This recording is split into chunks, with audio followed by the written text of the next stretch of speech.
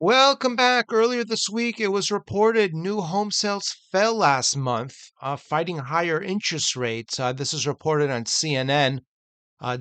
New home sales in the U.S. fell in October as typical mortgage rates reached our highest levels this year. What we're going to see in a moment, the most troubling part of this report is the inventories. On a month over month basis, in white, we see new one family houses sold down 6%.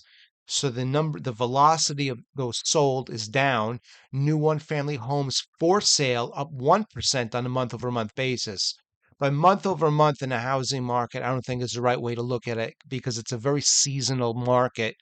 18% on a year over year basis.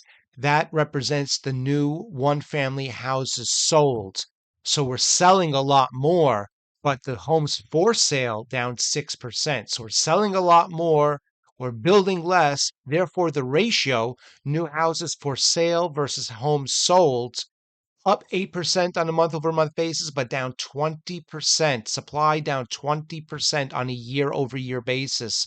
Gray histogram bars in this case show us federal funds rate during a period of very low interest rates. We saw skyrocketing numbers of new one family homes for sale. This in part was affected by the COVID crisis, where really the whole real estate market was shut down for a while. But as it opened up and the fear of higher interest rates ensued, we saw a massive purchase of homes, and that's why we see such a decline at this point. At this point, we see negative territory, about negative 5% or so, as on a year over year basis in terms of new one family homes for sale. A massive decline in homes for sale. Here we see new one family homes sold during the COVID crisis. Obviously, things were shut down. Then we saw a little bit of a blip, but we really see more of the homes are sold in the environment of higher interest rates. But that seems to be slowing to an extent. And on a year-over-year basis, certainly we're comparing this to where we were around 2022, which there were different factors, at work in inverted bond market around June of 22, a lot of uncertainty in the fixed income markets. That certainly could have affected it as well. Here we see the monthly supply of new homes. We see here is down 20%.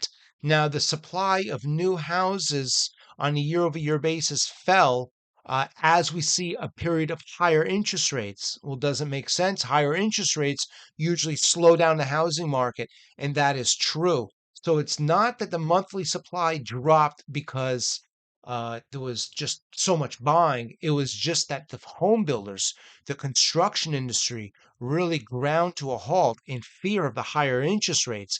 In some respects, it seems like the industry slowed down before the demand even slowed down. Well, this is from the U.S. Census Bureau. This describes new home sales statistics. What's interesting, the seasonally adjusted estimate for new houses for sale at the end of October was 439,000. It represents a supply of 7.8 months at the current sales rate.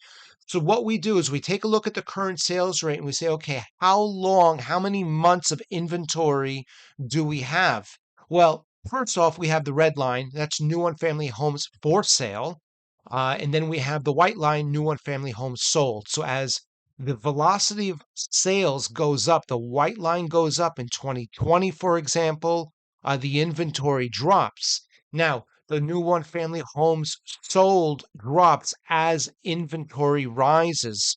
What's interesting though is we hit this peak around beginning first, second quarter of 22, the beginning of the inverted bond market, which really spells a lot of trouble. The banks see it, the home builders certainly are watching it.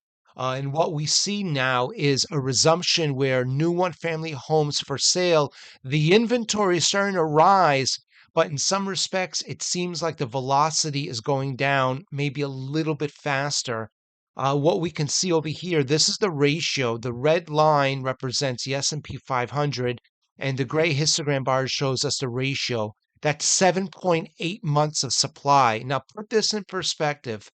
During the early days of the COVID crisis, we had a very small amount of supply. Now that is, very much artificially affected because the real estate market was shut down. But we can see The supply started to rise. We had 3 months, which is, by the way, I believe a record low. 3 months of supply is a very small amount of supply. It rose and rose. But as we saw the beginning of the inverted bond market, all of a sudden the supply started to waver. We're down to 7.8 months. The high was around 10 months. This is a healthy level. 7.8 months is, I don't think it's anything to be concerned of in terms of the supply. But, like we said before, the interesting dynamic in the housing market right now is that we have high interest rates, which are not only dissuading potential buyers, but they're also telling potential sellers, maybe you don't want to sell right now because if you sell and you buy something else, you lock yourself into, very, very high interest rates in your new house.